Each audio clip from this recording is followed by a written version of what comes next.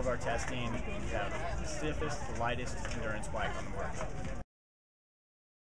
With this new bike, what we did is we started from scratch, basically. We took the existing model and we took away everything except for the geometry and started over completely new.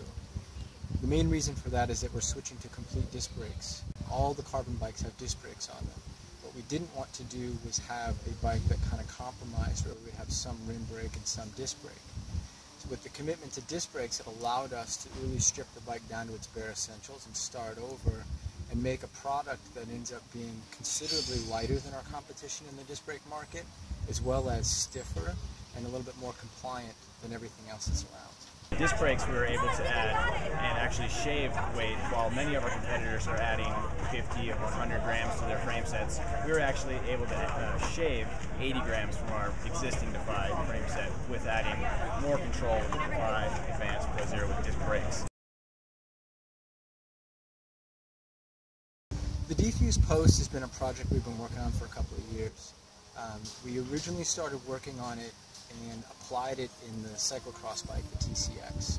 The main focus for the Defuse Post is to give some compliance, some vertical compliance to the bike. One of the keys that we worked with was trying to make a post that worked in one direction versus twisting or moving around in any other direction. We only wanted it to work in one very specific direction, which is where the shape came from. When you look at the Defuse Post, the back end of it's flat while the front end of it is round. That allows it to move in one singular direction. And by having this angle and these radius on here, it does not allow it to twist or move in any other direction but the singular direction that we chose when we started designing the Defuse. When we started working on it with TCX, we wanted to put it into a system that was going to get abused. So that's why it started on with TCX. All the while knowing that we were going to move it over to Defy a year later. So we wanted to build it, prove it, beat it up, and then apply it over to road. And so that's what we did. So all of the new Defy models, from top to bottom, whether it's carbon or aluminum, every single one of them uses the Defuse Post. For the Defuse, it was important for us to really test that in the harshest conditions in the world.